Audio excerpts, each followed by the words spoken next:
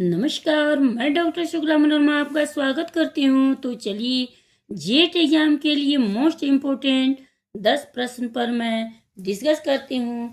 तो चलिए आपके सामने पहला प्रश्न ये रहा, प्रशिक्षण क्यों आवश्यक है। ध्यान दीजिएगा आप लोग, प्रश्न पूछ रहा है कि शिक्षक प्रशिक्षण क्यों आवश्यक है। ऑप्शन सुनिएगा, ए है शिक्षण कौशल बढ़ाता है, बी है विद्यालय संगठन को समझना, सी है ए और बी दोनों, और डी है इसमें से कोई नहीं। चलिए बताइए आप लोग, लाइक सब्सक्राइब करते जाइएगा। पहला प्रश्न का उत्तर ए सही है, शिक्षण कौशल को बढ़ाता है। दूसरा प्रश्न आपके सामने ये रहा, बच्चे के सीखने के लिए किस प्रकार का कक्षा वातावरण अधिक अनुकूल है। अब ऑप्शन सुनिएगा आप लोग, पहला ए ऑप्शन में है निष्क्रिय कक्षा का वातावरण, बी ऑप्शन में है शिक्षक के अनुकूल कक्षा का वातावरण, सी ऑप्शन में है कक्षा का भौतिक वातावरण, और डी ऑप्शन में है उपयुक्त में से कोई नहीं। चलिए आप लोग बताइए, कमेंट कीजिए। दूसरा प्रश्न का उत्तर मैं बता रही हूँ, सी सही है, कक्षा का भौतिक वातावरण।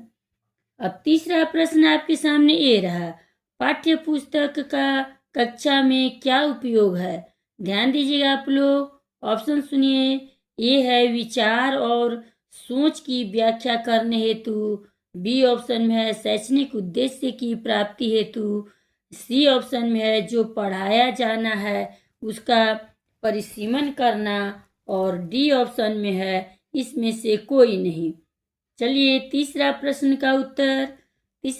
का उत्तर बताइए।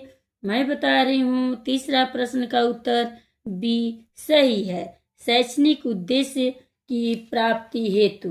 अब चौथा प्रश्न आपके सामने ये रहा, निम्नलिखित में से कौन सा कथन सत्य नहीं है। ध्यान दीजिएगा, इसमें नहीं पूछा है, ध्यान देने वाली बात है। ऑप्शन सुनिए, ए में है पाठ्य पुस्तक के माध्यम से छात्रों की स्मरण शक्ति का विकास होता है, बी ऑप्शन है पाठ्य पुस्तक के माध्यम से छात्रों की तर्क शक्ति का विकास होता है, सी ऑप्शन में है पाठ्य पुस्तक छात्रों को पढ़ाई से विमुख करता है, और डी ऑप्शन में है उपयुक्त में से कोई नहीं।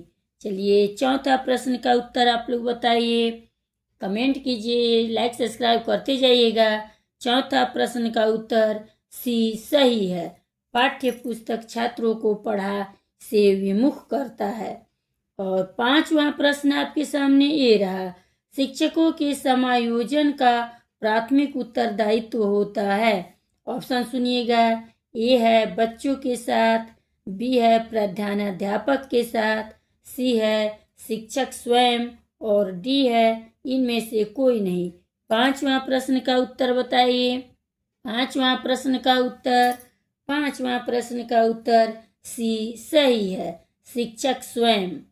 अब छठा प्रश्न आपके सामने ये रहा, शिक्षक केंद्रित विधियों की विशेषता है। ऑप्शन सुनिएगा, ए है औपचारिक, बी है शिक्षक की संप्रभुता, सी है नवीन तकनीकियों की अवहेलना, और डी है उपयुक्त सभी। चलिए बताइए छठा प्रश्न का उत्तर मैं बता रही हूँ, उपयुक्त सभी, इनमें से सही सभी है। अब सातवां प्रश्न आपके सामने ये रहा, एक अच्छे मूल्यांकन में डैश नहीं होता है। सुनिएगा आप लोग, ध्यान दीजिए, क्या नहीं होता है उसके बारे में ऑप्शन सुनिए, वैधता, बी है विश्वसनीयता, सी है वस्तुनिष्ठता, और डी है व्यक्तिनिष्ठता।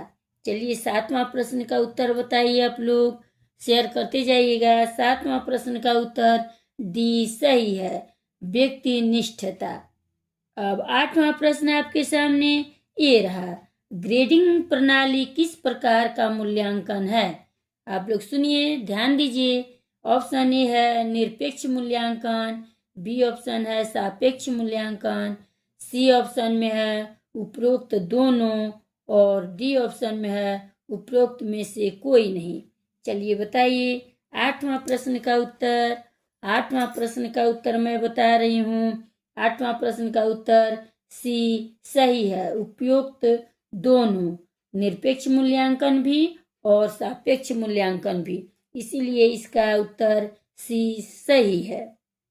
अब 9वां प्रश्न आपके सामने ये रहा, विषय वस्तु की रूपरेखा है। क्या है? ऑप्शन सुनिए आप लोग। ए है पाठ्यचर्या, बी है पाठ्यक्रम, सी है पाठ और डी है इकाई। 9वां प्रश्न का उत्तर बताइए।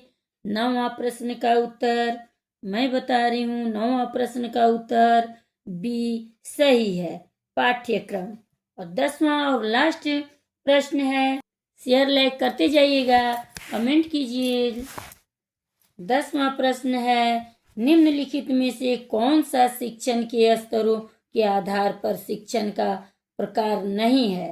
अब ऑप्शन सुनिए आप लोग। ये है बोध स्तर, बी ऑप्शन में है प्रदर्शन स्तर, सी ऑप्शन में है स्मृति स्तर और डी ऑप्शन में है चिंतन स्तर।